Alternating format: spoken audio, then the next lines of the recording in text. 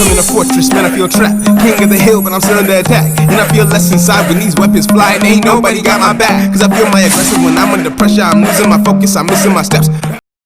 It doesn't. I don't know why I'm defending Super like this. It wasn't even my number one or number two. I feel like the biggest issue about Super is that lets it down is that they don't know how to finish, man. They don't. Yeah. Like they don't. Yeah. I feel like every Yosi, arc.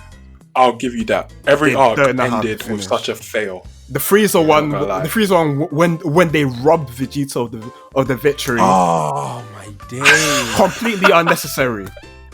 But the Battle of Gods, okay, is fine. We'll give them that one. Trunks arc, what the hell? That's the only thing that pissed me off about the Goku Black arc. The only thing, horrible. They didn't know how to. They didn't know how to end it. I said piss me off. I didn't say disappointed me. I just said piss me off. I didn't say it was anything else wrong. And then I said Deus Ex Machina. Deus Ex Machina, yeah, exactly that to a T. And then the Tournament of Power. It's just like it was cool. It was so rushed. Like Jiren's backstory was a big Jiren was a massive let. Jiren was. My disappointment is immeasurable, and my day is ruined. Wow. Jiren was a massive letdown. Despicable. Yeah. Like for such I think that's another thing that goes against Super is that the villains are. I don't know. They're not the best. Yeah, they're not the good. Like at least Dragon Ball Z, you had the main ones were Vegeta, Frieza, Cell, Boo. They're all good. They're all good. They're all good to great.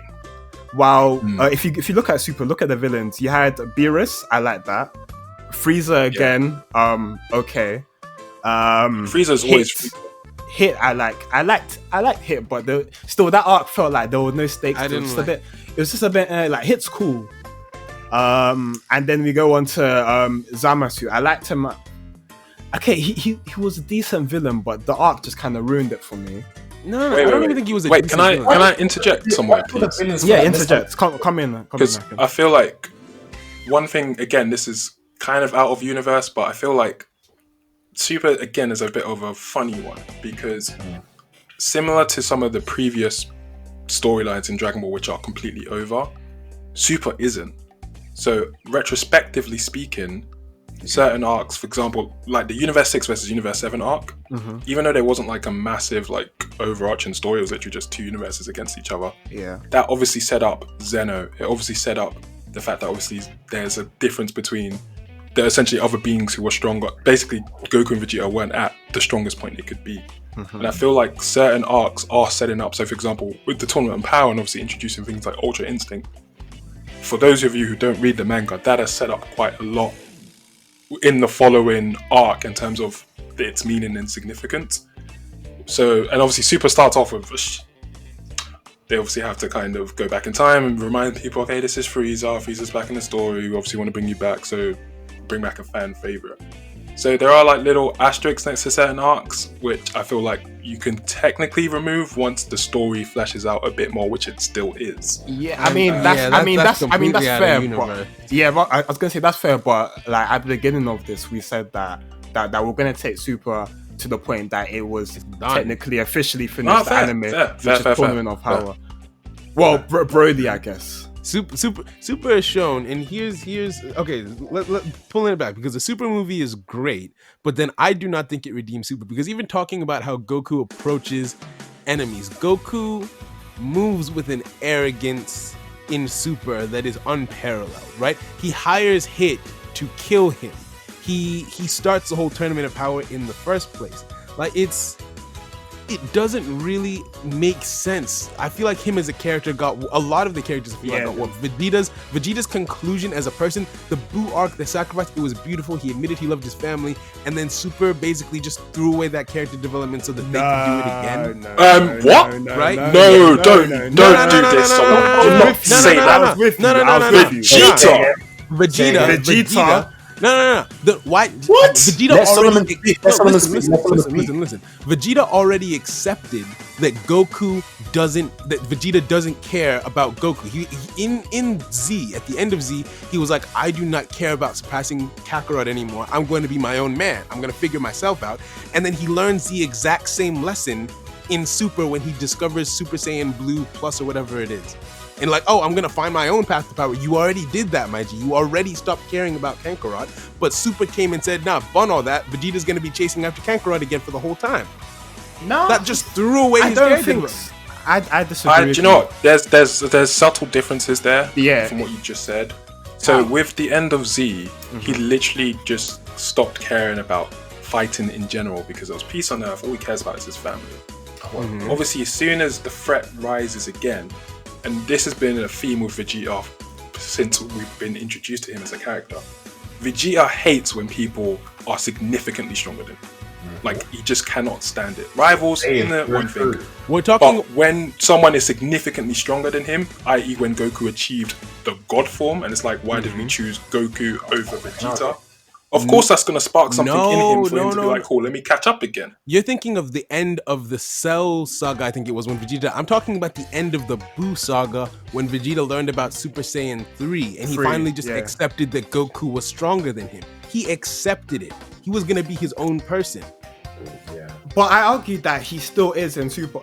Like Deep Hit... in Super, Goku basically had to cheat to get God form. Vegeta went and worked on his own. Like he went to Whis first and trained on his own because he saw a new realm of power that he wanted to achieve. So like Vegeta training in Super is more about seeing the gods and wanting to become a stronger person rather than just trying to be Goku.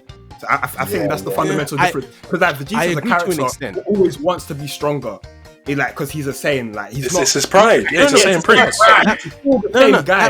He's not focused on Goku as much. And I know we're not talking about manga, but in the manga, it's like in this new arc. I know it doesn't count. Clear as day. No. I've read part of the Moro arc. He's doing his own thing. Yeah, it's clear in Moro arc that he's doing his own thing. He went to go train in his own way. But see, here's the thing.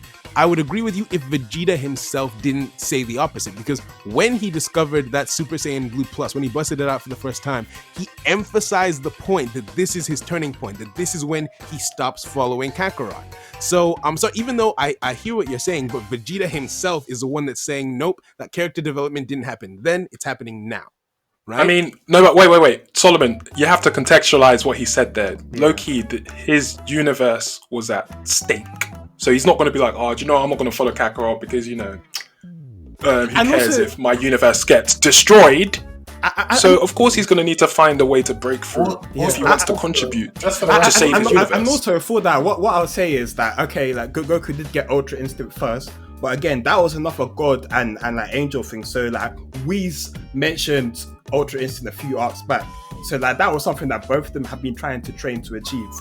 So obviously, okay, Goku gets the first. He's a bit pissed, but but again, like even before Goku had it, that was his actual aim to achieve that form, because that's the whole reason that's the whole way that Whis has been trying to teach them.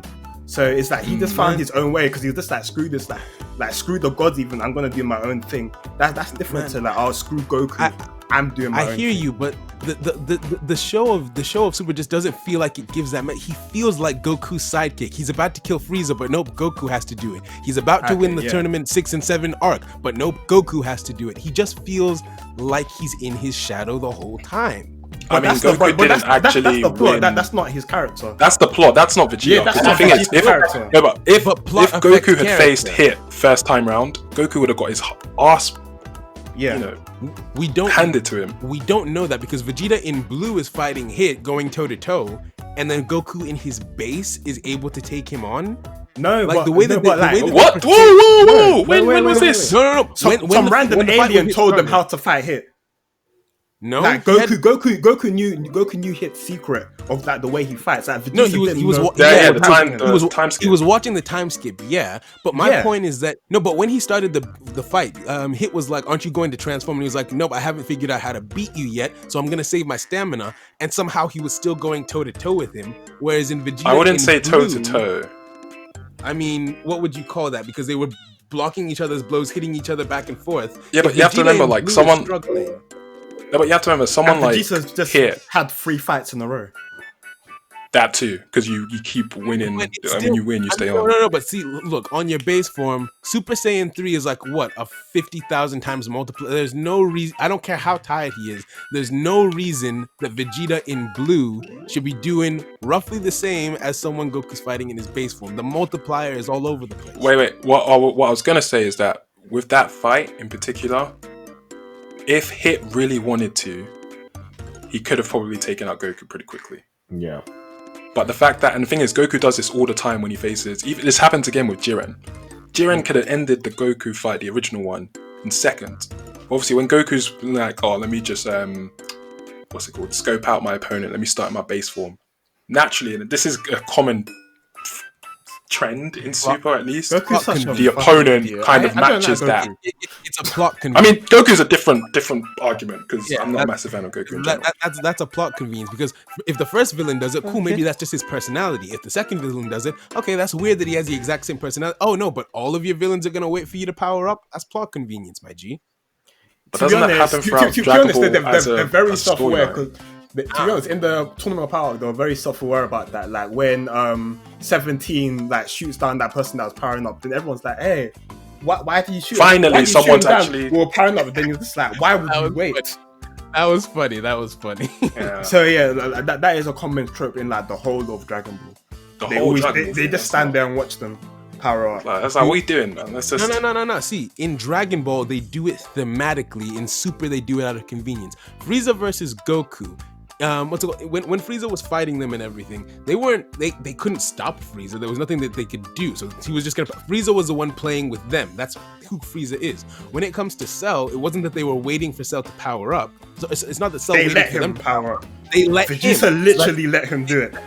And that's Vegeta's character, and then he grew from that. With Buu, there was no need to power up, but then Majin Vegeta let Buu escape, and that was part of his character development. It was always rooted in character, whereas in Super, it just happens out of convenience.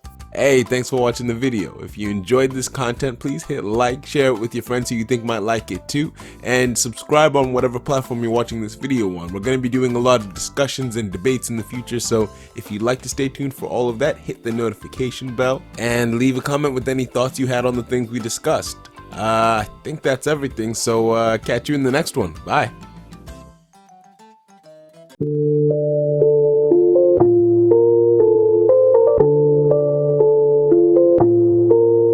I'm about to go. Super Saiyajin. Feel the fire coming off my skin.